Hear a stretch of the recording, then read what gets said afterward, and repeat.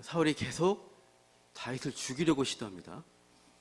그런데 그때마다 매번 다윗은 이 사울의 주변 사람의 도움을 받아서 또 하나님의 도움을 받아서 사울의 손아귀에서 벗어나는 내용이 이렇게 이어지고 있어요. 그러니까 다윗을 향한 이 사울의 적대감과 이 살해 시도는 이미 앞장 18장에서 드러났습니다. 그러니까 사울이 다윗이 승진하고 올 때 여인들이 칭송하잖아요. 사울이 죽인 자는 천천히요, 다윗은 만만이로다. 그러니까 이 내용이 이제 사울 왕의 귀에 매우 거슬리죠. 사울이 다윗보다 못하다는 얘기냐? 그러면은 그가 더 얻을 것이 이 나라밖에 없지 아니겠느냐? 하면서 내 왕권에 다윗이 위협이 된다라고 느낀 것이죠. 그래서 이제 사울은 다윗을 주목해 보면서 경계합니다. 그러다 이제 악신이 내려서 이제 횡설수설 약간 정신 나갔을 때 이 적의감을, 다윗에 대한 적의감을 행동으로 표출한 게 창을 던진 것이죠. 2번 던졌는데 다윗이 이제 피하게 됩니다. 현재 사법적으로 볼 때 살인 미수이죠. 근데 이제 이 사울의 경우 심신미약으로 그냥 넘어갔다고 할 수 있습니다. 우리 요즘 심신미약 너무 많이 남발해서 이제 국민들이 분노하는데요. 사울 경우는 악신이 들었다, 일종의 정신착란이었다. 그래서 우발적으로 어쩔 수 없이 충동적으로 했을 거라고, 다윗이나 다른 신하들도 그렇게 넘어가지 않았을까 생각이 들어요. 그런데 이 사울의 속마음은 전쟁터입니다. 승승장구하는 이 다윗을 볼 때마다 이 사울 안에는 어떻게 성경 말씀처럼 두려움이 점점 자라납니다. 그래서 나한테 위협이 되는 저 다윗을 제거해야겠다라는 결심을 하죠. 그래서 어떻게 할 것이냐? 첫 번째 아이디어가 사고사로 위장하자. 그래서 이제 브레셋과의 전투에 보내서 장렬하게 다윗이 전사하면은 그림이 좋죠. 충신을 죽이는 비정한 왕이다 하는 것도 그런 말 들을 필요도 없이 안전하게 다윗을 제거할 수 있겠지. 그래서 자신의 딸을 이용해서 결혼을 빌미로 블레셋 사람과 싸우게 하죠. 그런데 웬걸 다윗이 사울이 요구한 것보다 2배 이상으로 어떤 결과물을 승전을 하면서 결과물을 가져옵니다. 그래서 18장 29절 보시면 이제 사울은 다윗을 더욱 두려워했다라는 결론이에요. 사울이 다윗을 강력한 라이벌로 의식한 이후 계속 성경의 본문의 흐름을 보시면 사울의 시각으로 계속 사건들을 이어주고 있습니다. 오늘 본문 19장도 이 사건을 이끌어가는 주체는 사울로 나와요. 다윗은 그저 당하기만 하고 도망가는 수동적인 인물로만 나옵니다. 계속 주도하는 인물은 사울이에요. 사울이 어떤 사건들을 벌입니까? 다윗을 제거하기 위한 일련의 여러 가지 계획들을 벌이는데 18장도 그렇고 19장도 이제 그런 연장선상인데요. 차이점이 있습니다. 18장에서는 은밀하게 했습니다. 근데 19장에서는 공개적으로 이제 다윗을 죽이려고 이제 하는 것이죠. 19장 1절 보시면 이 사울이 공개적인 자리에서, 즉 그의 아들 요나단과 그의 모든 신하가 있는 자리에서 이렇게 말합니다. 19장 1절 중간에 다윗을 죽여라 명령 내립니다. 그동안 사울 개인이 은밀하게 내사하듯이 제거하려고 했지만 역부족이라는 것은 이제 알고 두려움만 커졌잖아요. 안 되겠구나. 이제 공개 수사로, 공개 수배령이다, 공개 처형령이다 이렇게 하면서 이제 선포한 것입니다. 이러한 사울의 공개적인 언행은 19장 전반에 이게 계속 이런 식으로 사건들을 이어가고 있어요. 11절도 보십시오. 보면 19장 11절 보시면 사울이 어떻게 해요? 다윗의 집으로 전령들을 보내죠. 자신의 상비군, 그러니까 왕의 친위대를 보내서 밤새 집 출입구를 지키게 합니다. 그리고 언제 죽이려 합니까? 아침에 그를 죽이려 하는 것이죠. 밤에 몰래 은밀하게 제거하는 것이 아니라 사람들이 알 수 있는 아침에 끌어내가지고 죽여야겠다. 이런 식으로 공개적인 어떤 처형을 하려고 하는 모습을 볼 수 있습니다. 이때 다윗은 이제 미갈의 도움으로 빠져나가죠. 사무엘이 있는 라마로 피신합니다. 그러자 사울은 또 어떻게 해요? 그곳으로 공식 전령들, 체포조들을 3번이나 보냅니다. 그래서 근데 잘 안 되죠. 계속 이들이 실패하니까 이제 사울 자신이 직접 친히 다윗을 잡으려고 라마로 갑니다. 그러니까 사울은 자기가 하는 일이 옳은지 그른지 이 정당함을, 공의로운지를 생각하지 않습니다. 다른 사람들 이목에 대해서도 이제 별로 개의치 않고 그냥 자기가 왕권을 가지고 하고 싶은 대로 하는 거예요. 점점 이 사울의 모습 보면은 죄의 지배에 빠져가고 이제 공의로운 통치자의 모습은 잃어가면서 폭군으로 변해가는 이 사울을 보게 됩니다. 참 안타깝다는 생각을 할 수 있습니다. 우리도 사실 이 죄의 문제를 다스리지 않으면 우리가 그런 지경으로 빠져버릴 수 있기 때문에 우리도 조심해야 하는 부분입니다. 사울이 그렇게 되어가는 과정을 잠깐 되짚어 보면요, 이 처음에 사울의 마음에는 불쾌한 감정이 있었어요. 자신보다 다윗을 높이는 사람들의 칭송을 들으면서 이 다윗과 비교되니까 불쾌한 거예요. 시기 질투심이 든 거죠. 그런데 이 마음을 이제 점점 키웁니다. 그러니까 점점 얘가 나중에 내 자리를 위협한다. 나라를 얘가 전복할 것이다. 정권을 탈취할 것이다. 이렇게 위협한다는 두려움과 증오로 자라납니다. 결국 이제 살인의 마음과 행동으로 나타나는 것이죠. 사울은 자신의 기득권을 지키기 위해서 이 무고한 사람을 희생시키는데 거리낌이 없어졌습니다. 은밀히 행하던 그 일을 이제는 자신의 권력으로, 힘으로 공개적으로 드러내놓고 이 죄된 일들을 행하기 시작해요. 우리도 마찬가지죠. 우리 마음속에 죄의 삭들을 그냥 내버려 두면은 죄가 가만히 있는 게 아니라 점점 자라납니다. 서운한 감정 쌓이다 보면은 그 사람을 부정적인 눈으로 자꾸 바라보게 되고 뭐든지 안 좋게 보면서 나중에는 미워하는 그런 상태로 발전하죠. 미움이 증오로 가고 이 증오 때문에 관계가 파괴되고 때로는 입으로 욕설로 나오고 폭력으로 이렇게 드러날 수가 있죠. 제가 대학 다닐 때 어떤 후배에게 그런 상황이 있었어요. 전도 열심히 하는 이제 기독 동아리 이렇게 활동했는데 제가 군대 갔다 오고 이제 복학해서 이제 그 동아리 활동하는데 한 4기수, 5기수 아래 후배죠. 한참 어리고 한참 후배입니다. 군대 가기 전이니까. 같은 이제 그 조직의 일종의 팀장 해서 이제 팀장 꾸리면서 이제 전도하고 또 기도 모임하고 하는 이제 그런 리더가 된 것인데요. 그 후배가 하는 말이나 행동이 이제 제 같은 과 후배였어요. 좀 예의 없어 보였습니다. 그래서 자꾸 좋지 않게 자꾸 이제 느껴지면서 어느 날 그 후배가 저한테 어떤 문자를 보냈는데 그 문자가 저에게 미움과 증오심을 폭발시켰어요. 그 문자 정확한 내용은 기억이 안 납니다. 근데 시작이 형제가 어쩌고 저쩌고로 시작하는 거예요. 저놈이 한참 형이고 선배인 나를 형제라고 부르면서 동급으로 부르면서 나한테 뭐라고 어쩌고 하네 라고 이제 갑자기 막 하면서 막 터진 거예요. 한 주, 2주 정도 그 친구를 아예 보기도 싫고 말도 하기 싫어서 외면했습니다. 그러니까 제 마음 안에 막 전쟁터였죠. 나중에 노처에서 이제 제가 회개하게 됐고요. 그 문자를 다시 보니까 그게 아니더라고요. 그 문자가 형, 제가 이렇고 저렇고 했어요. 형제가 아니고 그러니까 제가 나쁜 마음, 불쾌한 마음, 부정적인 마음으로 죄를 키우니까 그 행동하는 게 이제 나쁘게만 보이는 것이죠. 사울이 다윗을 불쾌하게 보고 위협 세력으로 나를 위협한다라고만 바라보게 되니까 다윗이 하는 모든 일들 분명히 하나님 앞에서 사람들 앞에서 지혜롭게 행하는데도 다 싫고 밉고 화가 나는 것입니다. 나중엔 죽이고 싶은 마음이 들 정도로 분노합니다. 그래서 우리의 마음속에 일어나는 그런 일들을 우리가 살펴봐야 할 것입니다. 잘못된 마음, 감정이 있지 않는가 나를 잘 살펴보시기 바랍니다. 설령 누군가 실제로 나에게 나쁜 의도로 괴롭힐지라도 우리는 어떻게 해야 돼요? 악을 악으로 갚는 게 아니잖아요. 하나님 말씀에 순종해서 그 사람이 그렇게 할지라도 우리는 그것을 이길 수 있는 하나님 말씀을 따라가는 길들을 해야죠. 그래서 우리 안에 있는 그런 것들, 죄의 삭스를 키우지 마시고 죄가 뿌리내리게 해서 죄의 열매가 발현되는 지경에 이르지 않도록 우리 자신을 잘 살펴서 하나님 말씀과 은혜 가운데 그것들을 녹여내고 변화시켜 나가는 그런 우리 마음밭을 기경하는 일들을 하시길 바랍니다. 이렇게 19장에서 사울은 공개적으로 다윗을 죽이려고 여러 번 시도했지만 결과는 어떤가요? 매번 실패입니다. 이렇게 19장에서 사울은 공개적으로 다윗을 죄송합니다. 실패하는 거죠. 왜냐하면 먼저는 사울의 최측근이 되어야 할 사울의 가족들이 누구 편이냐면 다윗 편이기 때문이죠.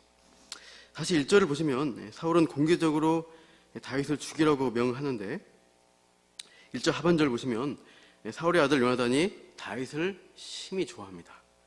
그러니까 그냥 좋아하는 게 아니라 심히 좋아합니다. 다른 곳에서는 이 단어를 기뻐하다고 번역했는데요. 그러니까 18장 1절 표현과 비슷하죠. 다윗이 생명같이 요나단이 다윗을 사랑하는 겁니다. 그래서 아버지에게 물려줄 왕권보다 다윗을 더 좋아했다고 할 수 있어요. 앞으로 자기에게 있어야 될 그 유익이나 기득권을 위해서라면은 아버지 사울과 함께 행동해야 되는데 요나단은 정반대로 행합니다. 2절 보면 바로 달려가서 다윗에게 아버지의 이 사울의 계략을 바로 알려줍니다. 그리고 피할 방법까지 이루어주죠. 2절 하반절 보시면 아침에 조심하여 은밀한 곳에 숨어 있으라. 그리고 요나단은 더 적극적으로 중재 역할을 하겠다라고 이제 자처합니다. 3절에 이제 네가 숨어 있는 들에서 내 아버지와 말하다가 이제 결과를 알려주겠다고 하는 것이죠. 4절 보시면 요나단은 아버지와 함께 들에 나가서 다윗을 칭찬해 줍니다. 원하건대 왕은 신하 다윗에게 범죄하지 마소서. 왕이 신하 다윗을 죽이는 일은 범죄라고 직언합니다. 그 근거로 왕에게 왜냐하면 그가 어떤 죄적인 것이 아니죠. 죄를 지어서 벌받는 게 아니기 때문이죠. 득죄하지도 않았고 어떤 잘못도 저지르지 않았다는 것이고 오히려 다윗은 왕을 선대했다. 다시 사울에게 심히 선하게 행했다. 대표적으로 그 일은 5절에 말씀하듯 자기 생명을 아끼지 않고 블레셋 사람 곧 골리앗을 죽인 사건을 말합니다. 아무도 어떻게 할 수 없었던 이 블레셋과의 대치 상황을 떠올릴 수 있습니다. 만약 여기서 패배하게 되면은 어떻게 돼요? 이스라엘 나라는 이렇게 위태롭게 될 것이고 사울의 왕권도 끝이 날 수가 있는 상황이었죠. 그때 이 다윗이 나가서 골리앗을 무찔러 줌으로써 왕과 온 이스라엘을 구원했던 것이죠. 요나단은 이 사건을 언급할 때 다윗을 앞세우지 않고 주체를 바꿉니다. 5절 하반절 보시면 여호와께서 온 이스라엘을 위하여 큰 구원을 이루셨으므로 이렇게 하죠. 하나님이 다윗을 통해 승리를 주신 것이다. 그렇게 우리가 얻은 승리, 이렇게 하신 것을 통해서 왕도 기뻐하지 않았느냐라고 그때를 상기시킵니다. 그렇게 죽을 죄도 짓지 않고 사울에게 심히 선한 일을 하고 온 이스라엘을 구한 다윗을 죽인다면 그것은 무지한 피를 흘리는 범죄입니다. 어찌하여 까닭없이 다윗을 죽여 무지한 피를 흘려 범죄하려 하시나이까. 이렇게 요나단이 논리적인 설득을 하니까 이렇게 중재행위로 통해서 잠시 이제 사울의 제정신이 돌아온 거예요. 6절 같이 읽어보시면 사울이 요나단의 말을 듣고 맹세하여 여호와께서 살아계심을 두고 맹세하거니와 그가 죽임을 당하지 아니하리라. 맹세합니다. 다윗 제거 명령을 처리하죠. 다음 왕위를 물려주려고 가장 아끼고 사랑하는 요나단이 진심으로 충원하자 그 말을 수긍했습니다.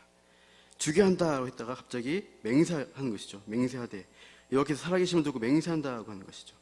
근데 우리가 참 이 단어, 맹세하는 단어를 볼 때 오히려 불안감을 갖습니다. 가장 강한 결단의 표현인데도 불안증이 생기는 이유는 예전에 사울이 맹세를 남발한 적이 있습니다. 사무엘상 14장을 보시면 요나단이 블레셋과의 전투에서 큰 승리를 거둘 때 사울이 어리석은 헛된 맹세를 남발합니다. 그래서 이스라엘 백성들이 블레셋을 추격하는데 큰 곤란을 겪죠. 그리고 나중에 요나단이 사울의 맹세 때문에 죽임당할 처지까지 이르게 됩니다. 그러니까 여기서도 이 사울의 맹세가 정말 신뢰할 만한가 의구심이 드는 거죠. 실제 이 맹세하지만 이 사울의 내면은 겉으로는 표현할지라도 그 내면은 바람에 흔들리는 갈대와 같습니다. 순식간에 이랬다 저랬다 감정과 이성 사이에서 요동치는 매우 마음 약한 사람이 사울입니다. 지금 당장은 이 요나단의 직원으로 다윗을 용납하고 용서해주겠다 받아주겠다라고 하지만 용서하는 것도 아니죠. 그냥 원래 자리로 돌아오게 해야 되는 것이죠.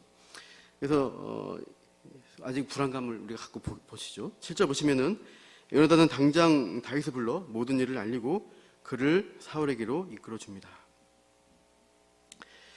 그래서 다윗은 사울 앞에 전과 같이 있게 되었습니다. 그럼에도 불길한 전운이 감돌게 되죠. 이 평화는 진짜가 아니라 위장되고 일시적 평화입니다. 그러니까 가장 중요한 사울의 심령 속에 여전히 해결되지 못한 죄의 문제와 쓴뿌리가 있어요. 조건이 갖춰진다면 뇌관이 폭발할 수 있습니다. 그 계기는 뭐냐? 역시 다윗이 승승장구하는 장면입니다. 8절 보시면 전쟁이 다시 있게 돼서 다윗이 나가서 블레셋과 싸웁니다. 역시 큰 승리를 거두고 개선하죠. 사울은 마음으로부터 다윗의 승리를 치하하고 축하해 줘야 하는데 사울의 마음속에 여유가 없어요. 나보다 잘난 다윗을 보는 순간 다시 옛 감정, 묵은 감정, 시기, 질투심이 터져 나오기 시작합니다. 그리고 이제 조현병과 같은 현상을 일으키는 이 악령이 들려서 횡설수설을 할 때 또 예전처럼 다윗이 그 앞에서 음악 치료를 하잖아요. 이렇게 소금을 치면서 캐면서 하는데 그때 이 사울의 악한 그 집념이 표출됩니다. 그래서 맹세를 깨고 다윗에게 단창을 던져 죽이려고 합니다. 다윗은 아마 이것을 수금을 켜면서도 예전에 같은 일을 겪었기 때문에 만일 사태에 대비했을지도 몰라요. 그래서 아무튼 이번에도 다시 이렇게 피하게 돼서 또 도망을 칩니다. 이 사건은 또 우발적이라고 할 수 없습니다. 구절을 처음에 보시면 사울이 손에 단창을 가지고 그의 집에 앉았을 때 이제 악령이 들어서 이런 일이 일어나는데요. 그러니까 그는 먼저 단창을 만지작거리고 있었어요. 그러면서 무슨 생각을 했을까요? 다윗을 죽이지 않겠다고 맹세는 했지만 갈수록 저 미운 저 다윗을 어떻게 하지? 어떻게 할까? 그런 생각을 하는 중에 극심한 심적 갈등 상황에 또 정신분열 막 온갖 악령이 임하면서 일어났겠죠. 이선으로 눌러놨던 그 약독이 이때 개방되면서 그 악의가 악행으로 옮겨지게 됩니다. 우리가 어떤 제대된 행동을 저지를 때 어쩔 수가 없어서 이렇게 변명하면 안 됩니다. 죄를 지을 상황과 조건을 갖춰놓고 갑자기 충동적으로 우발적으로 그렇게 되었어 하고 변명하는 것은 결국 스스로를 속이는 죄를 더하는 꼴입니다. 예로부터 노름으로 집안 말아먹었다 이런 얘기들 많이 듣습니다. 왕년에 노름꾼 도박사였던 사람이 다시는 도박 안 해 이렇게 하면서 심심하다 하면서 놀러 가는 곳이 도박장이라고 하면 어떻게 될까요? 경마장, 빠친코 이런 데 근처에 가서도 안 됩니다. 구경만 하겠다라고 갔지만 결국 유혹을 받습니다. 우리 시대에 혼전 순결은 어떻습니까? 우리 시대에 별로 신경 안 쓰는 혼전 순결 별로 중요하게 안 여기지만 우리 기독 청년이라고 하면은 이 성경적 원리를 따라야 할 것이죠. 안 돼 이러면서 이제 자꾸 그 남녀 둘이가 어두운데 으슥한 데로 자꾸 간다. 그럼 이미 그 죄 지으려고 하는 행동입니다. 사울처럼 다윗을 죽이지 않기로 맹세하고 그 맹세를 정말로 지키려 한다면 단창을 가까이 두면 안 됩니다. 사울의 집안 금고 속에 2중 3중으로 시근장치 해놓고 못 꺼내게 만들어야 돼요. 내가 정신 나갔을 때 혹시나 다윗을 해치면 안 되지. 그렇게 애쓰는 죄와 싸우는 노력이 있어야 진심인 것입니다. 그러나 사울은 그것을 안 합니다. 자신을 어떻게 해요? 계속 죄의 상태에 연약한 상태에 노출시키고 내버려 둡니다. 죄의 지배를 받는 자리에서 맹세도 깨고 또 다시 다윗을 죽이는 일 가운데 몰두하게 됩니다. 이제 맹세를 깨는 사울은 이제 다윗을 죽이기 위한 어떤 작전들을 활발하게 또 전개하기 시작합니다. 11절 보시면 이제 전령들을 보내죠. 아까 말씀한 대로 아침에 체포한 다음에 죽이려고 합니다. 이때 또 누가 나섭니까? 11절 하반절 보시면 다윗의 아내 미갈이라고 되어 있어요. 사울의 딸이 아니라 다윗의 아내인 미갈이 다윗에게 사울 편이 아니라 다윗의 편에 서서 다윗을 도웁니다.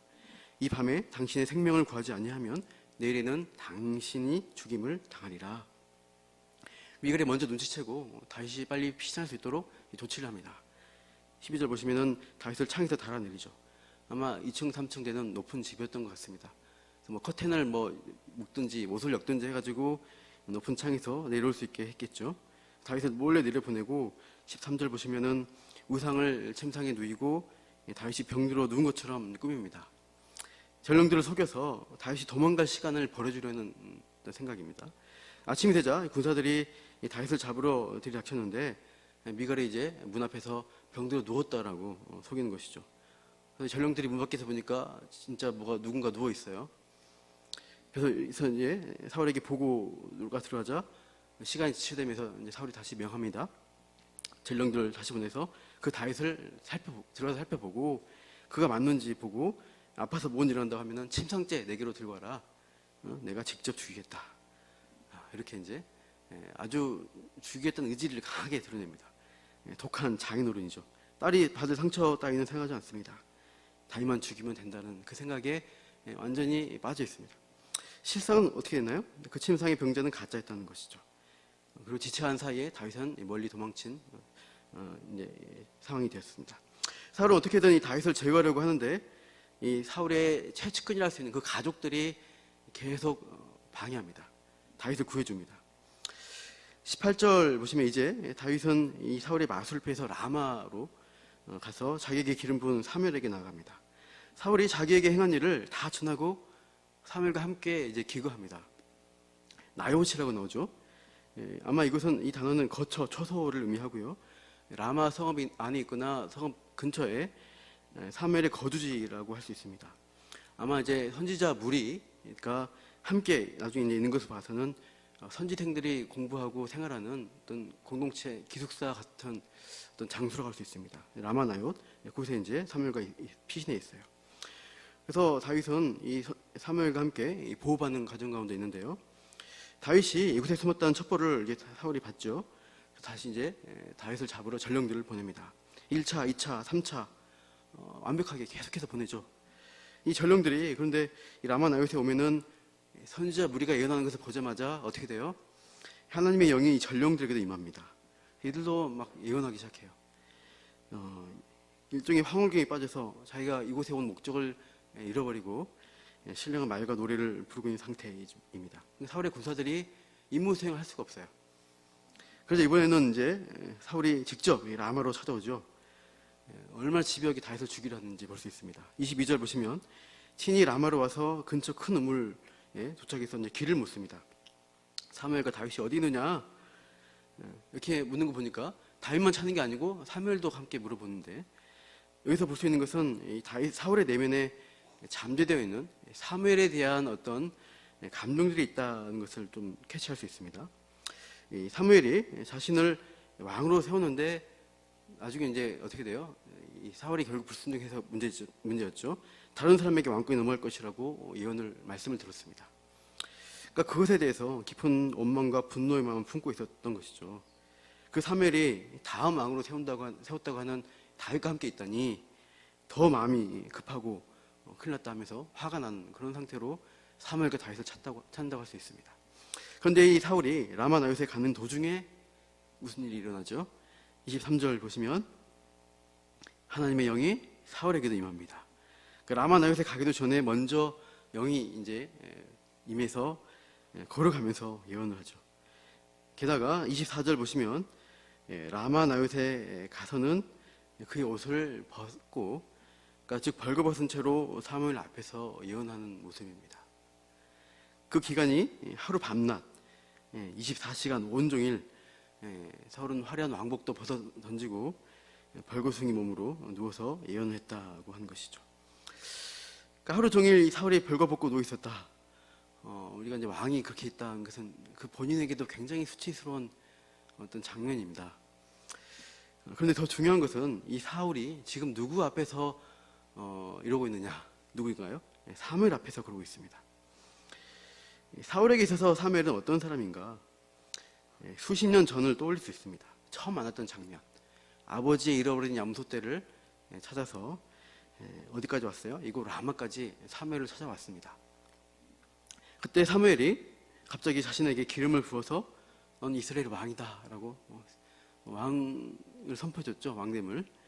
그 직후에 또 사무엘이 몇 가지 징조가 이루어질 것이다 라고 알려주는데 그대로 이루어지는 거예요. 그 중에 하나가 이 사울이 가다가 선지자의 무리를 만나서 예언하게 될 것이다 했습니다. 그때도 하나님의 영이 임해서 사울이 선지자 무리 중에서 예언을 했어요. 근데 지금 현재도 같은 현상이 있습니다. 이 선지자 무리를 만나는 가운데 그 무리 중에서 사울이 예언을 하고 있어요. 똑같아요. 근데 이 시점은 사울이 전혀 다른 상황입니다. 그때는 왕으로 세움받은 시점에서 그 위에 왕 예언을 했는데 지금은 이미 하나님 말씀에 있어서는 폐기된 버렸다는 말씀이 선포됐습니다. 그 다음 왕을 세우겠다, 다윗을 세우겠다라고 한 이 시점에 그 왕을 다음 왕감을 다윗을 주겠다라고 찾아온 이 사울에게 사울이 예언하고 있지만은 지금 현재 그의 상태는 왕복과 모든 채통을 다 벗어 던지고 벌거벗고 누워서 예언하고 있어요. 어떻게 보면 킹메이커, 원래 처음 왔을 땐 킹메이커였죠. 왕을 만드는 이 사무엘이 지금은 영어에서 죄송해요, 킹브레이커, 왕 지위를 깨는, 폐위시키는 그 역할을 하고 있는 것을 우리가 볼 수 있어요. 왕 세우는 자에서 왕을 피하는 모습을 우리가 상징적으로 보게 된다 이 말입니다. 당장은 사울이 여전히 왕권을 가지고 있죠. 권력과 군사력, 그래서 무고한 사람을 죽이고 살릴 수 있는 생사 여탈권을 가지고 여전히 이것들을 휘두르면서 무서운 폭군으로 군림합니다. 그러나 하나님의 뜻과 계획의 관점을 바라보면 사울은 이미 버림받은 왕이고 폐위될 것이고 그의 행동은 정당성을 잃은 허수아비에 불과하다고 할 수 있습니다. 강력한 군사력으로 무섭죠. 잡으러 막 몰아치고 오는데, 다윗 한 사람을 잡으러 오는데 결과는 뭐예요? 그의 왕복이 다 벗겨지고 무기도 버려지고 벌거숭이가 되어서 자기가 원하는 목적을 이루지 못하는 처지에 빠져 있습니다. 그러니까 사울은 결국 이루지 못합니다. 결국 하나님 말씀대로 이루어질 것입니다. 그것은 시간의 차이일 뿐, 그것은 그래서 하나님이 대적하는 자리에서 사울은 그렇게 그 운명의 길을 걸어가는 것입니다. 그러니까 사울의 문제점이 무엇인가? 그의 문제점은 자꾸 하나님을 대적하는 자리에 서려고 하는 것입니다. 기득권 유지를 위해서, 권력 추구를 위해서 살아가는 인생, 결국 죄와 탐욕을 쫓아가는 인생은 하나님을 대적하는 자리에 서는 것입니다. 표면적으로 사울은 하나님을 대적하려고 하지 않았어요. 계속 하나님의 이름을 얘기합니다. 자기가 가진 왕권을 계속 유지하고 싶었을 뿐입니다. 자기가 가진 지위와 힘을 뺏기기가 싫었을 뿐이죠. 이미 하나님 말씀에 귀 기울이지 않고 순종했지만 너를 버리고 다른 왕을 세우겠다 선포하신 이 말씀도 지금 애써 무시하면서 그 말씀이 이루어지지 않도록 회방하고 있는 자리에 있습니다. 내 것을 찾다 보니까 말씀을 회방해요. 그게 뭐냐? 다윗을 죽이는 것입니다. 탐욕을 추구하는 죄로 인해서 또 사울의 무질서한 내면, 평화가 없는 전쟁터 같은 그의 내면의 문제가 무고한 이 하나님의 사람을 희생시키려 할 때 그는 이미 하나님을 대적하는 일 가운데 적절로 행하고 있다 할 수 있습니다. 우리는 어느 자리에 서야 하겠습니까? 사울의 자리, 내 것을, 내가 이루고자 하는 것을, 내 목적을 추구하다가 결국 말씀을 거부하고 하나님을 대적한 자리에 설 것인가요? 아니면 수동적으로 보이지만 계속 하나님의 보호를 받고 주변 사람의 은혜를 입는 이 다윗, 또 요나단, 그런 사람처럼 손해보더라도 하나님의 말씀을 따라가는 인생으로 살 것입니까? 하나님 말씀대로 당장은 어렵지만 따라가면은 하나님이 보호하시고 인도하셔서 결국 소망 있는, 결국 복이 있는 자리로 하나님이 이끌어 가신다는 것입니다. 우리 안에 있는 마음의 상황을 사울같이 내버려두지 마시고 잘 살피시기 바라요. 우리가 하나님을 대적한 자리에 가지 않으려면 우리 안에 있는 죄의 삭슬 잘 살피면서 그들을 말씀으로 갈아엎고 돌보고 다듬어야 할 것입니다.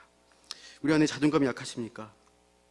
내가 나를 존중하고 나를 하려고 해도 내 힘으로 내 안에 있는 자존감을 해결할 수가 없습니다.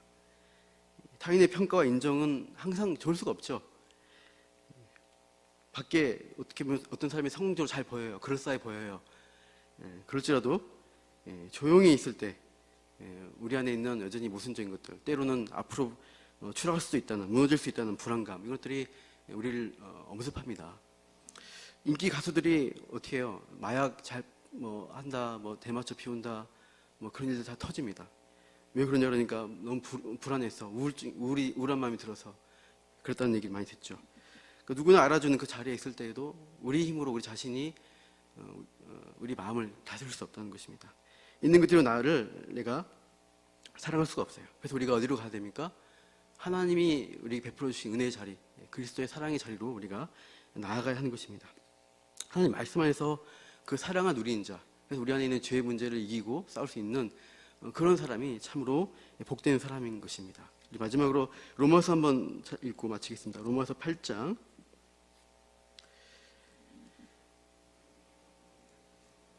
35절 37절까지 한번 읽어볼까요? 로마서 8장 35절에서 37절입니다. 로마서 8장 35절에서 37절 말씀 같이 읽겠습니다. 누가 우리를 그리스도의 사랑에서 끊으리요? 환란이나 공고나 박해나 기근이나 위험이나 칼이라 기록된 바 우리가 종일 주를 위하여 죽임을 당하게 되며 도살당할 양같이 여김을 받았나이다 함과 같으니라. 그러나 이 모든 일에 우리를 사랑하신 이로 말미암아 우리가 넉넉히 이기느니라. 아멘.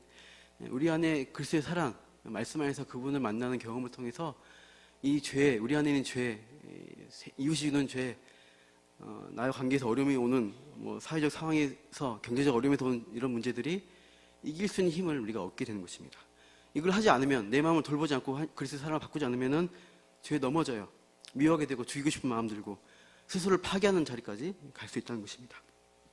그것이 하나님을 대적하는 자이고, 우리는 오늘도 그리스도 사랑 안에서 하나님을 위하는 자리, 하나님과 함께하는 자리에 서시기를 축원합니다.